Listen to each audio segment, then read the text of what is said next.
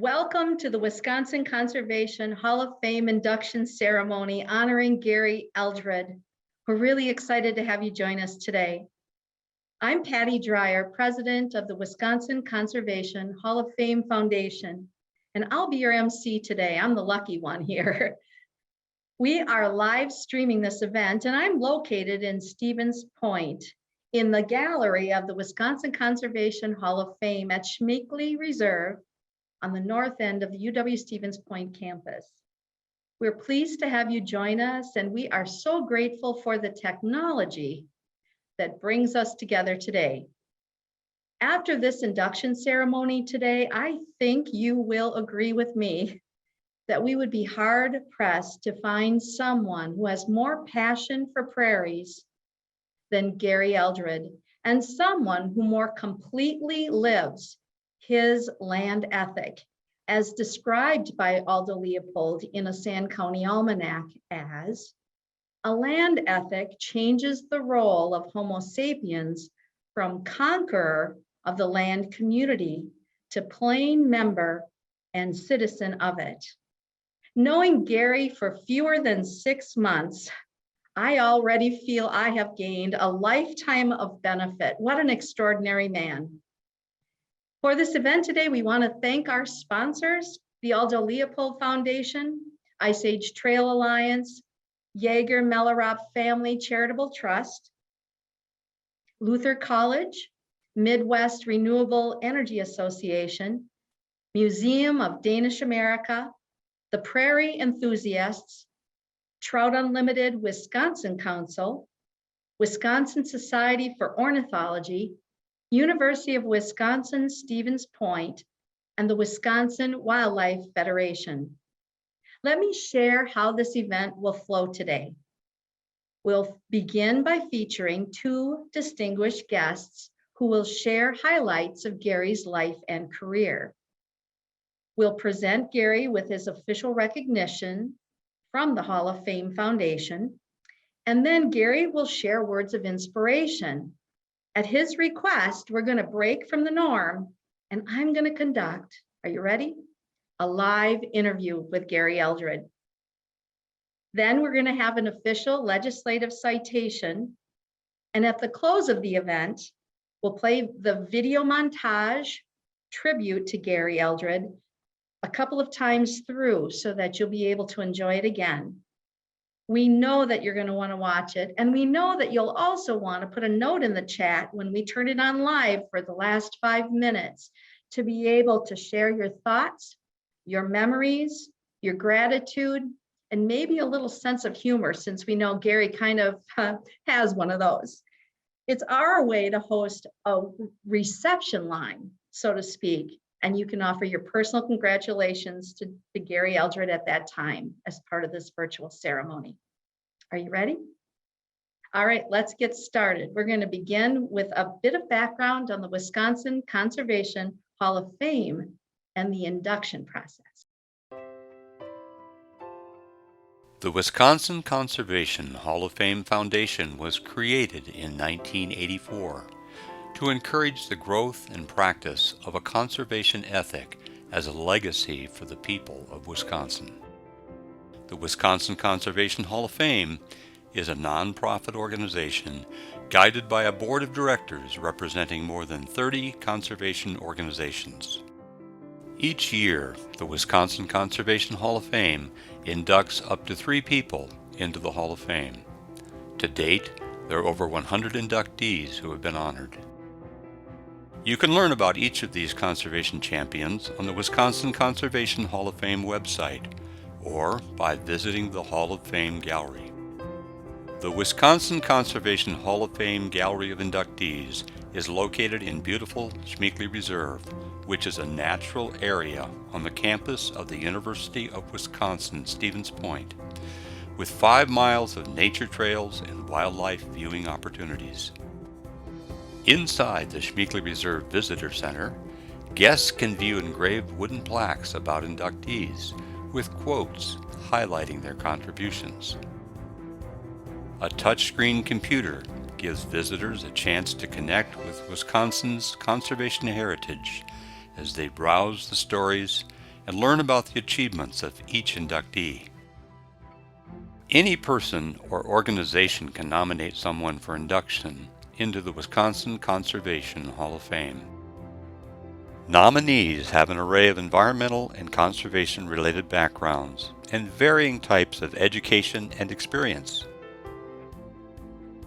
From writers to artists, from educators to policymakers, from researchers to managers, Wisconsin Conservation Hall of Fame heroes come from all backgrounds and walks of life. Based on standards and criteria set by the Wisconsin Conservation Hall of Fame Board of Directors, all inductees must have significant ties to Wisconsin, and their contributions must have wide-reaching impact, affecting a range of natural resources. Each summer, a 5-member Board of Governors reviews nominations. The highly esteemed governors are an independent body and have in-depth knowledge of Wisconsin's conservation history. The governors select 5 nominations to forward to the Board of Directors for their consideration. The Board of Directors select the following year's inductees from that list of finalists at their annual fall meeting. While voting membership in the Wisconsin Conservation Hall of Fame is only open to organizational members of the foundation, individuals may participate in the mission by providing annual support as affiliate members. The financial support of member organizations and affiliate members allows the Wisconsin Conservation Hall of Fame to celebrate, advance, and share Wisconsin's conservation legacy as it hosts induction ceremonies and maintains inductee archives. We invite you to learn more about the Wisconsin Conservation Hall of Fame and Wisconsin's conservation heritage by visiting our website at wchf.org.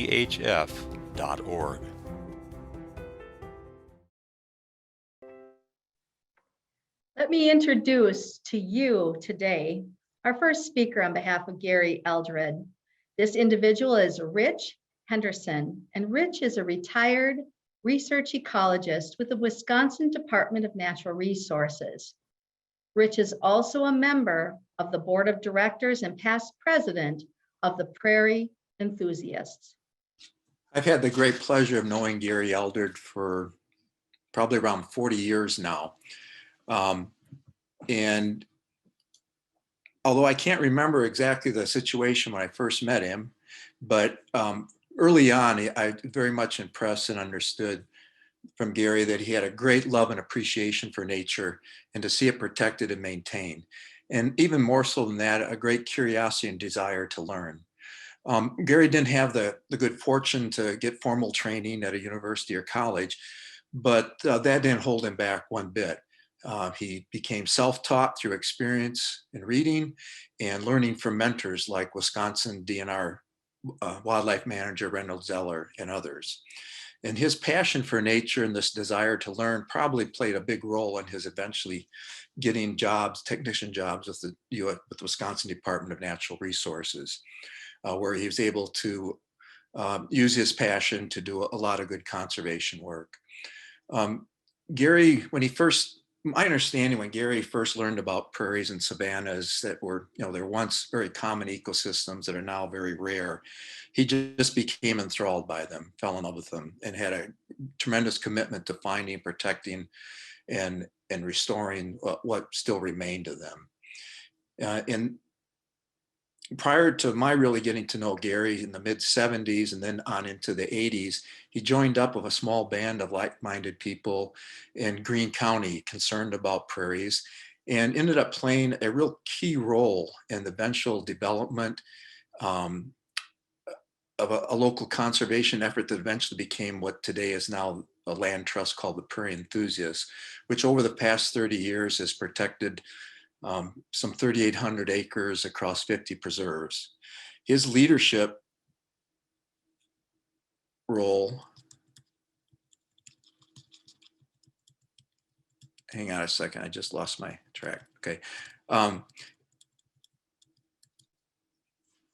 his leadership in this organization, I don't necessarily came from an innate natural ability to organize and be a leader or have training in that regard, but his pure drive and determination to get something done, and really was able to allow him to do that. I think that was his strong suit, and realizing that something needed to be done and his willingness to move forward and get it done. What I really do admire most about Gary is his willingness to approach landowners. And Gary will have to correct me if I'm wrong on this, but I get the sense that's somewhat outside his comfort zone, to go knock on doors and call people up cold and just let them know what they have, the rarity of it. And he developed a talent that eventually, working with landowners to get them to eventually, in many cases, to protect those sites, either as donations or selling. So that's always, I've always admired that greatly about Gary, his willingness to do that. In Gary's, the role he played in protecting and managing these sites is not of little consequence. Even though a lot of these sites are rather small in size and area, they are supporting hundreds of species of greatest conservation need. And they secure local genetics and information and diversity of a wide range of species that just would not be protected if all we had were a few large preserves out there. All this genetic diversity is housed within all these smaller sites. And probably the most important thing of these small, high quality remnants is that they are rare blueprints of what the original system was like. And these are blueprints that we're going to need to bring back these ecosystems on a larger scale. So I just want to finish in saying to Gary that I thank you very much for your love of nature, and determination and appreciation for it, and being willing to take action to get something done. And not only in the protection of these sites, but also in their care and management. Gary's put a tremendous amount of effort in caring for these sites over the years and learning how to do that and sharing it with others. So Gary, you're greatly appreciated. And I'm glad I've known you all these years. Thank you, Rich. I wrote down a few of the words that you just mentioned: secure local genetics and the rare blueprints in those prairie remnants. Thank you. I never thought of it that way, and I sincerely appreciate that. I will keep that with me as I go forward as a conservationist. Thank you. Our second speaker today for Gary is a person named Mark Leach. Mark is senior scientist, Chippewa Savannah's chapter of the Prairie Enthusiasts. He's also former Bro professor of Regional Sustainable Development and director of the Sigurd Olson Environmental Institute, Northland College. Mark is a former restoration ecologist, University of Wisconsin-Madison, Arboretum. Mark, the platform is yours. Thank you, Patty, and thank you, Rich, for stating the importance of the Prairie Enthusiasts. I've known Gary, perhaps not as well as Gary has, for since the early days of the Prairie Enthusiasts. I've known him much better the last few years because I'm helping Gary write his memoir. And like that memoir, my talk today is not going to be just a list of accomplishments. I want to talk about his mind and his mindset, because that's what I find really interesting about Gary Eldred. And Gary sometimes says to me, he wants everyone to know that even someone as screwed up as he was can make a difference for the environment. So let's get to it. Gary is angry. Gary's always been angry. He's angry that he wasn't inducted years ago. He's angry that his induction is this virtual thing where he can't be there looking at all your wonderful faces today. But mostly he's angry about all the wounds that we've inflicted upon nature. Gary grew up in Albany, Wisconsin, in a household that was without love. It was without encouragement. So he spent his childhood outside, away from his parents. And so he never had that curiosity about nature driven out of him. He's always been curious about nature. He raised Cecropia moths and Luna moths as a child.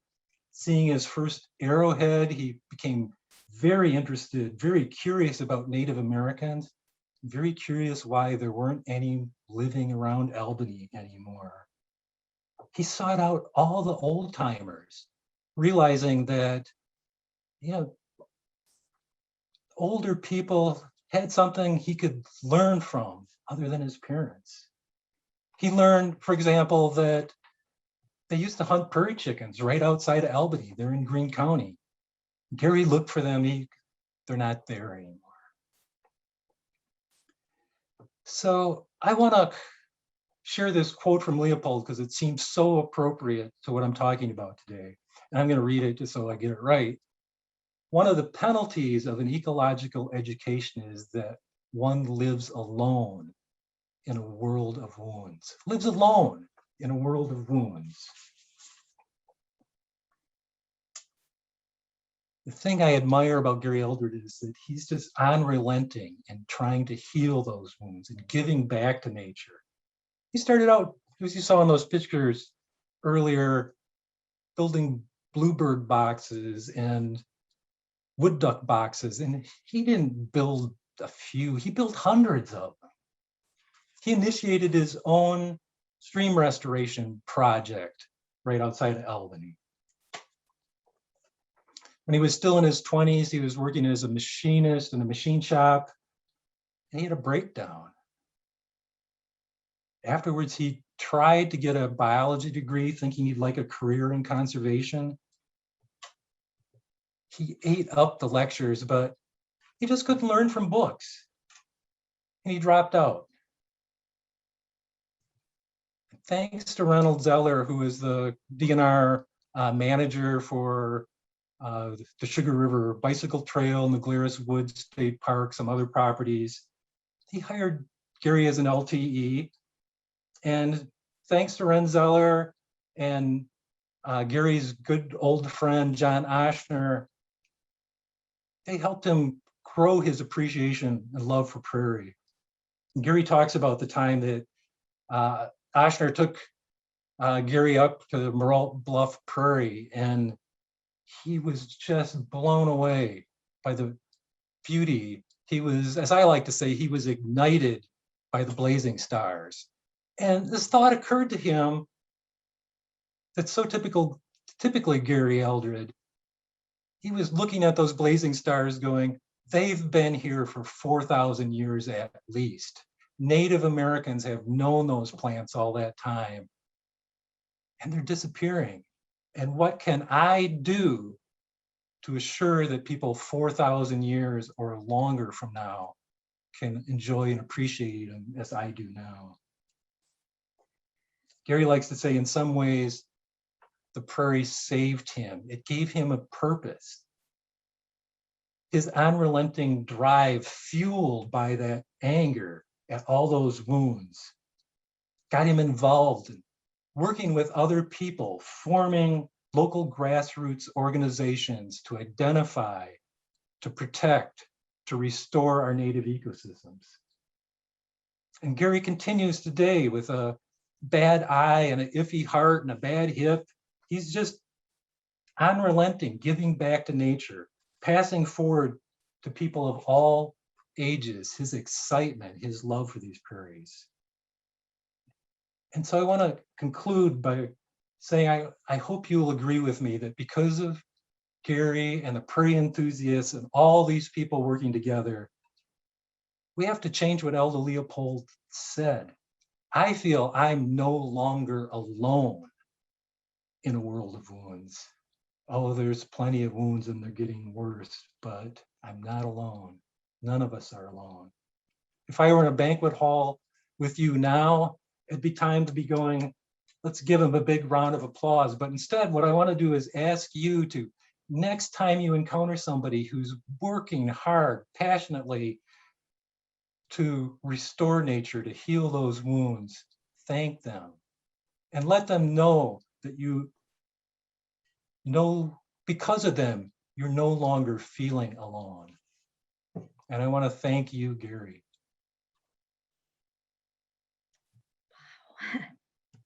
Ignited by the blazing stars.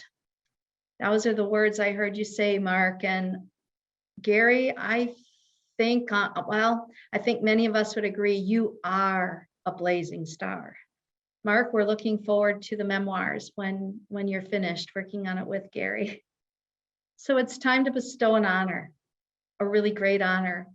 On behalf of the Board of Directors of the Wisconsin Conservation Hall of Fame Foundation, we officially recognize Gary Eldred as being inducted into the Wisconsin Conservation Hall of Fame.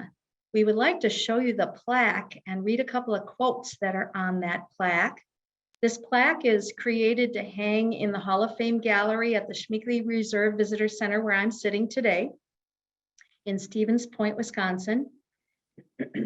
And the quotes on the plaque read, "Gary is much like conservationists of old. He's a Renaissance man, moving from field to boardroom, educating landowners, farmers, and corporate presidents on nature's importance. His persuasive skills have helped preserve and manage Wisconsin's natural heritage into perpetuity." Thomas Hunt. And the other quote is from Rich Henderson. "What makes Gary impressive is his willingness to act, step forward, and lead, despite being mostly self-taught on prairie ecology and having no formal training in group organizing, leadership, or education.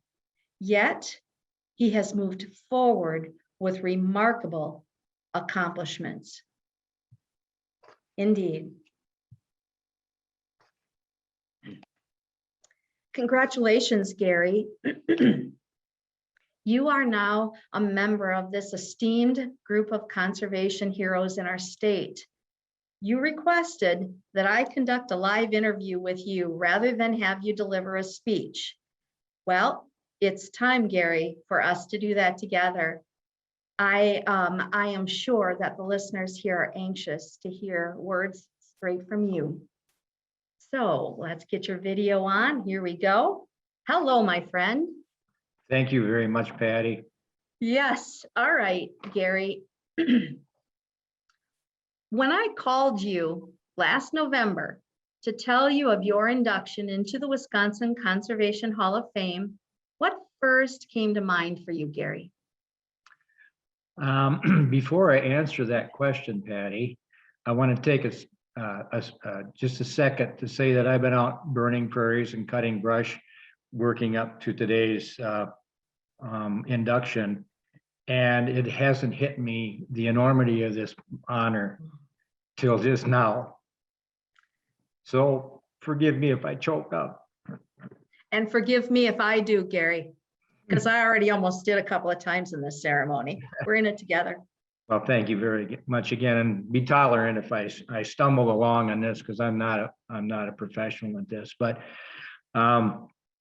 the question was about how I felt and what I thought being told about the induction when I was out with dear friends in our old farmhouse in the Sandhills in Nebraska, photographing birds and being awed by the largest prairies left in North America.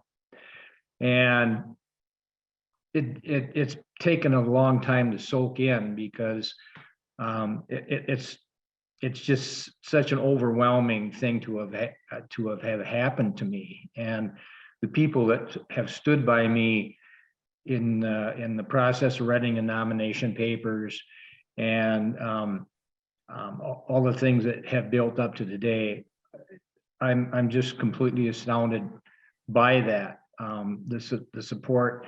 And having struggled with low self-esteem all my life, I don't understand why these people feel as strongly as they do about me, but I have to accept it, and I thank them from the bottom of my heart. So my feelings were basically being overwhelmed, but being overwhelmed in a place that is heaven on earth as far as anybody that loves prairies would want to be. So thank you. Kind of like that place that's in the picture behind you as you're on the ceremony today. I understand somebody painted that in honor Yeah. of you. A good friend of mine, Jonathan Wilde, who has been involved with prairies and prairie conservation, but is a passionate wildlife artist, painted that. That's a scene of part of the farm that we stay at in the Sandhills in Nebraska, where I spent about 3 years clearing invasive juniper trees from about 800 acres of prairie pasture there. So John was kind enough to paint that portrait of me out there with a chainsaw, admiring a flock of prairie chickens flying overhead. Couldn't ask for anything better than that. No, no, except maybe induction into the Wisconsin Conservation Hall of Yeah. Fame, Gary, right? All right, looking back over your lifetime, where and when do you think the first seeds of your passion for prairies and for conservation of the natural world were planted? Well, I think they started in this old tattered issue copy of Sand County Almanac that I read in my 20s, and the parts of that really moved me the most and got me thinking the most were the chapter in the writings on land ethics. And I've read it about 3 or 4 times prior to this interview to see if I could glean more out of it. And one of the conclusions I came to was questioning myself on whether I was a conservationist or whether I was a land ethics person, because it came to my idea that what Leopold's writings, he was giving a different definition to conservation and to land ethics. And I thought about that a lot. And I do believe that the land ethics are an incredibly important step forward for me, or at least at changing my thought process. Conservation means the wise use of. Leopold stressed that land ethics meant that we strive to protect other organisms on this planet simply because they have a right to exist. And that really fit my definition 100%. So I think that was a spark that smoldered away for a long time, and over time it grew into a flame. And that'll probably relate to this next question, Gary. Your nomination paper for the Wisconsin Conservation Hall of Fame emphasized that you were self-taught. I'm thinking of a lot of people out in the audience right now who might say, I don't have a PhD, I didn't go to college, I don't have this higher degree of some kind.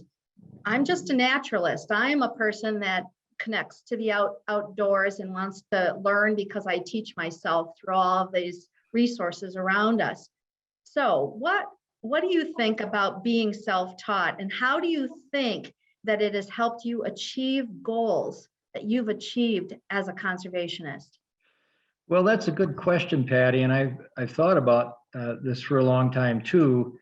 And there was some point in my life when I started to be able to pick out what my passions were. And over time, I let those passions guide me. And as I've told other people, it doesn't matter whether your passion is music, or it's art, or it's writing, or it's land ethics, or whatever it is. I let that passion grow in me, and I fed it. And I think I've learned that is a key to becoming more human as time goes by, to allow that passion to guide me. And it's guided me very well.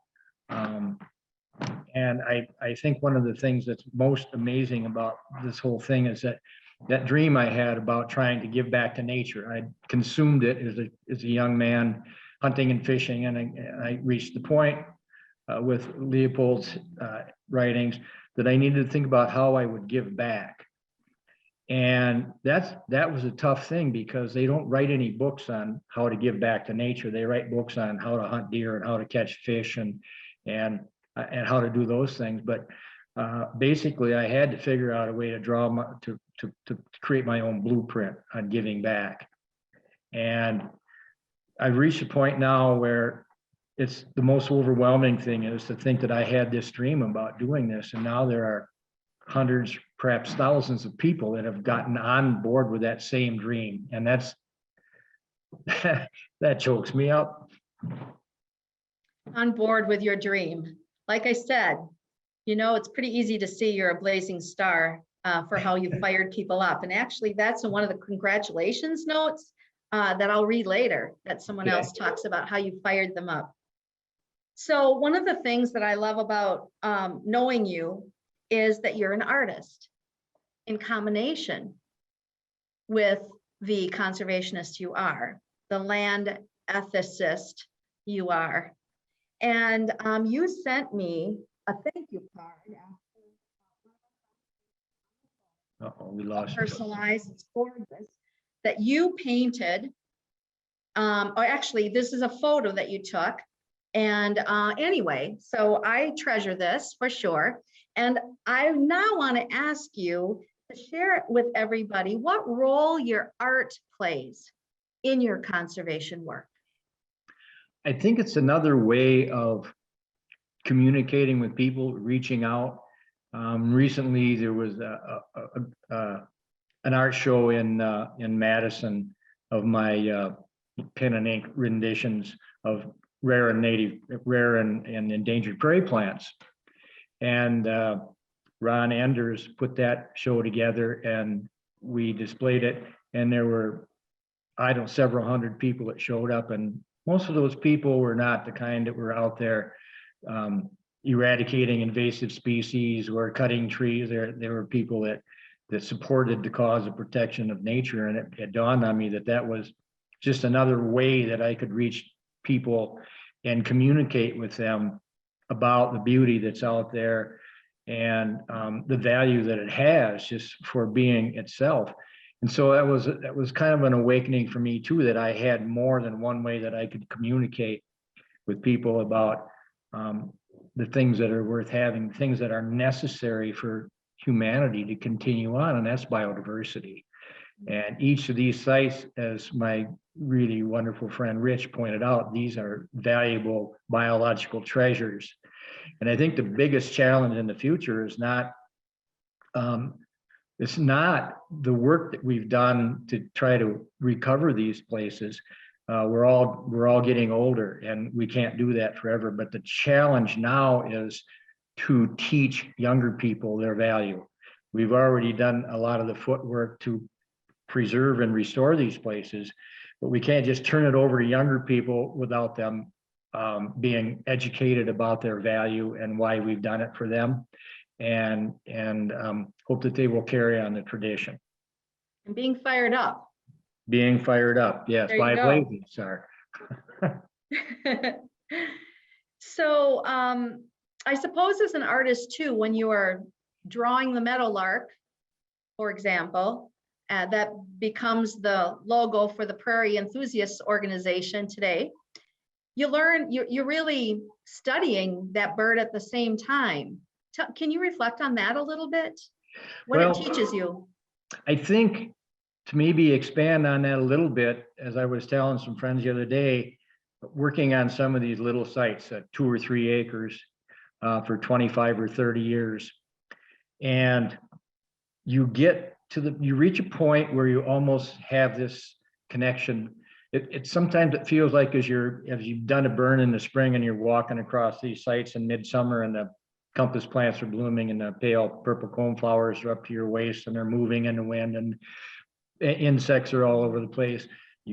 I personally feel some kind of a energetic communication with that community, and it feels almost like they recognize me because of all the years that I've been there, and it just comes, it surrounds you and envelops you. And anybody who doesn't ever experience that, my heart goes out to you, because that is when you become really aware of how closely tied we are to everything else that lives around us. So the artwork is just another way of expressing that passion and that need to. You can't get people to love things if they don't understand them.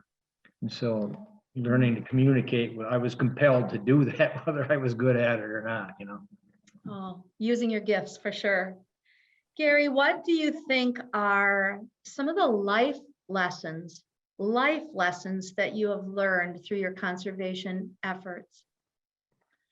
I've learned that, here's an example. There was a little prairie remnant that I worked on, me and other aficionados worked on for about 20 years, an acre or so, and communicated with the farmer about it. And after telling him about prairies and explaining the value of that site, he came up to me one day and he says, Gary, he says, I never realized it before, but you telling me about this prairie and its history, he says, I've been on this farm for generations. And he says, I never realized that this prairie goes way back beyond what I ever knew. It goes back to the Native Americans. And he said, I have a completely new perspective on my land and my farm. So that was a revelation. And to see other people that I've been interacted with and become absolute fanatics about protecting their prairies and learning all the prairie plants and just becoming wrapped up in that state of mind that we need to take care of things. That's really been a learning experience for me, how these places can touch other people the way they touch me. Does that answer your question properly? I think that's a fabulous answer for sure. Honestly, it just, all of these responses help us know you more, help us get deep inside the man who knocks on the door of a person he doesn't know after he saw what looks like a place, sometimes a very small place, but a place that deserves to be for its diversity of species in that area, to educate that landowner about that remnant and how to take care of it, and then to offer help. Mm-hmm. Yeah. So what'd you feel like when you knocked on the door for the first time? I felt like turning around and running away, being an introvert. So it was, the more frequently I did that, coming from a small rural town, southern Wisconsin, and interacting with rural people and farmers, my own ancestors were farmers. I learned how to communicate in a way that wasn't over their heads or threatening or demanding or putting them on a spot, but just being honest and saying, you've got something that's really interesting and unique, and I'd like to tell you a little bit about it. And some of our projects took 15, 20, 25, 30 years before we could actually purchase the site. And myself and these wonderful volunteers would work without question, year after year after year, burning and clearing trees without any kind of easement or any protection for the site at all, but just out of good faith. And I think that really sold a lot of people on our commitment. These people that surrounded me and supported me are wonderful, and we all walk the walk, we talk the talk, and we walk the walk. And I that was always a really important philosophy for me, is, if you're going to commit to do something, you follow through with it. And there's a lot of people that really, I think, had their eyes opened by this group of ragtag prairie oddballs out there that were there summer after summer doing intense labor without any expectations of anything in return except to restore this little piece of original landscape. So which conservation accomplishments are you most proud of then, Gary? I just wrote that down and I got ahead of myself when I mentioned it a bit ago. And it just came to me, I think this morning coming to Viroqua, was the idea. I tried to think of every project was a milestone for me. Everyone was a victory, But again, I think the amazing thing is that all of these people, through the prairie enthusiasts or through other organizations, are sharing this dream with me. I can't think of anything bigger than that, except of course my daughter Jessica is.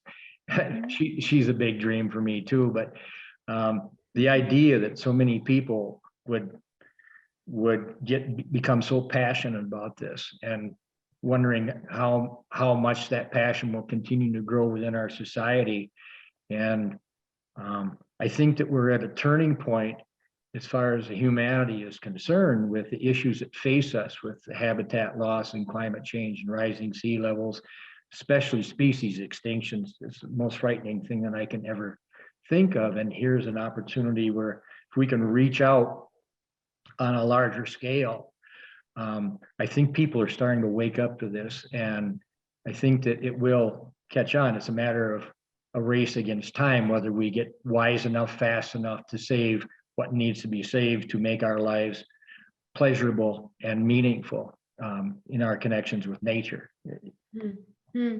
So the last question, before you get to do some thank yous for folks. Okay. The last question I wanted to ask you in this interview, Gary, is what's then your message for the next generation of conservationists and advice to them as they embark on their own journey to discover whatever passions get set aflame in their own lives?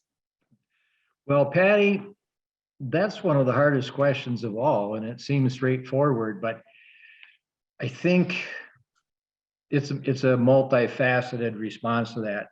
One of them is that I've always had the attitude of not trying to get people to do what I wanted, but to walk the walk myself and get out there and show that I was willing to do it, to lead by example.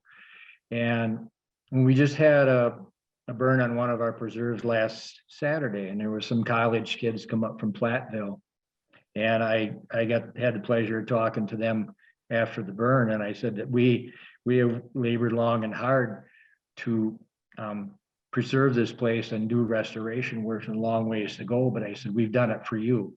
It's here for you to be able to enjoy when we can't do it anymore. And I think that I also try to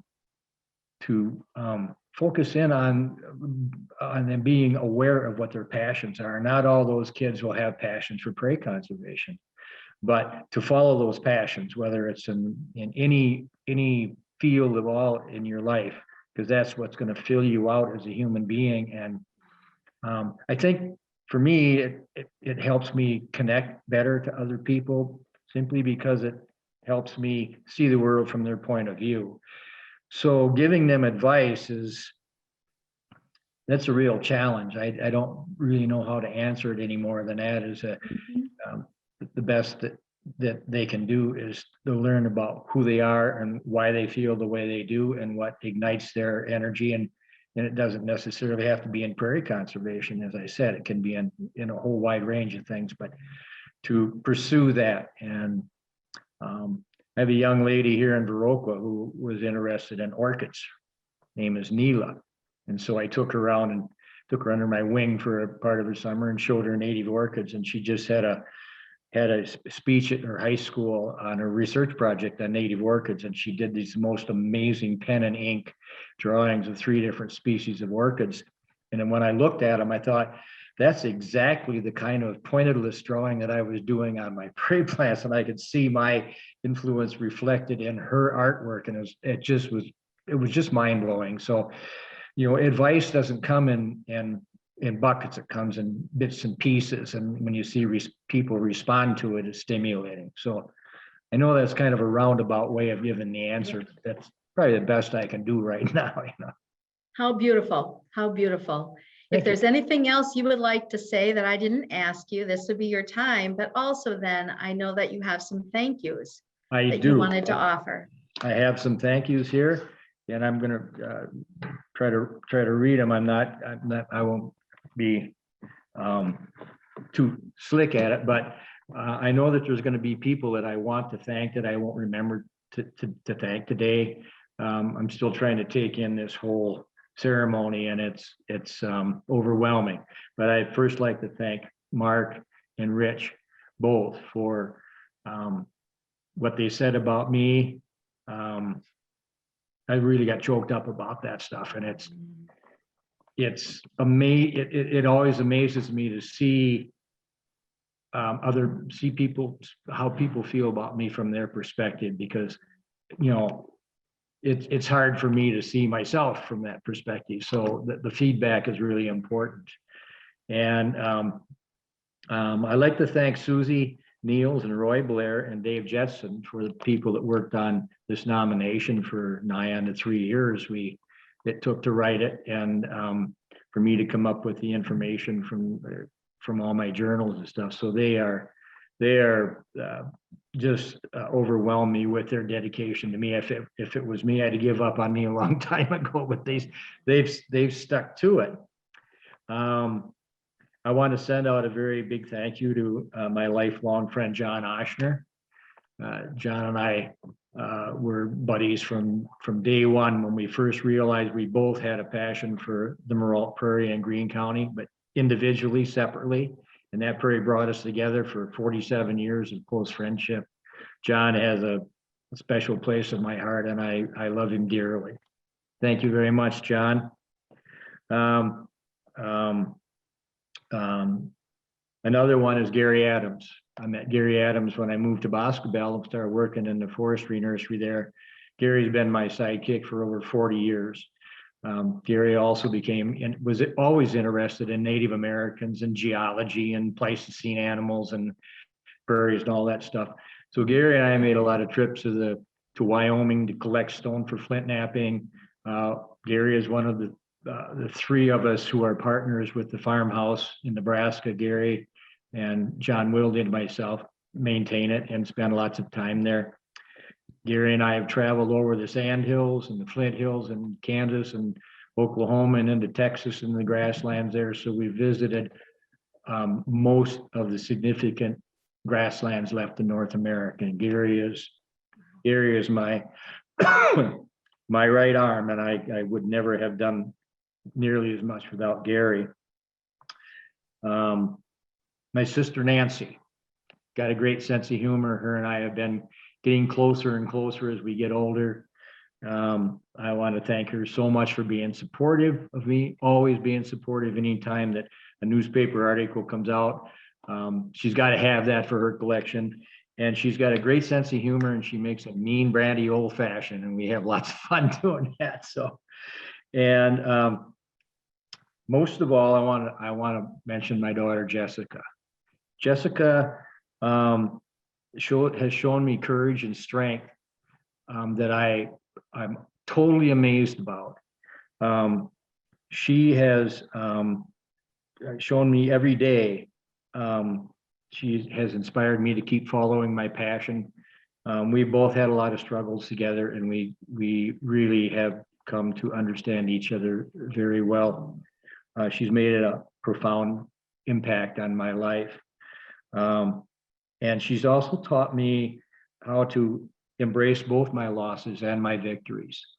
And that is really an important thing to me too. And just in closing, I want to just say, I love you very much, Jessica. I know you're watching, and wow, you're a great addition to my life, sweetheart. Gary, it can't get any better than that. Breaking the norm from a speech and having you speak this way to us today is really something. And again, I want to share with you that I am so grateful to know you, and I'm just going to look forward to blazing stars in the future and additional times that we'll be able to continue great conservation work in your legacy's footsteps. Okay. Thank you. You know, I just want to make one last comment as I was watching something on television this morning about Governor Nelson and Earth Day. And he impacted the world over with Earth Day. And it seems out of character for me to be in a place side by side with people like Aldo Leopold, Nelson, John Muir. It just is going to take probably the rest of my life to sink in that it's even appropriate for me to be there next to these giants. It's just amazing. So thank you very much. You're welcome. What we're going to do is we're going to click our videos off, and Representative Katrina Shanklin is going to bestow on you, Gary, a state of Wisconsin recognition. Hi there, this is State Representative Katrina Shanklin with a citation of commendation from the state of Wisconsin. Know you by these presents. Whereas Gary Eldred's advocacy as a completely self-taught conservationist for Wisconsin's prairies and rare prairie species is unparalleled. And whereas in 1974, he worked on a state-owned bike trail which exposed him to the fieldwork of parks, forestry, and the protection of endangered and threatened plant communities, which he would find while hunting and fishing across Greene County. And whereas Gary spent his free time outside of his work as a natural resources assistant at the Wisconsin Department of Natural Resources Wilson State Nursery in Boscobel, Wisconsin, where he located and preserved Wisconsin prairie remnants. And whereas he has shown masterful leadership skills by turning a group of 7 friends into a successful nonprofit with over 1,400 members, composed of 11 chapters across 3 states known as the Prairie Enthusiasts. And whereas Gary's work on prairie conservation has led to the preservation of thousands of acres of prairie through his work with the Prairie Enthusiasts.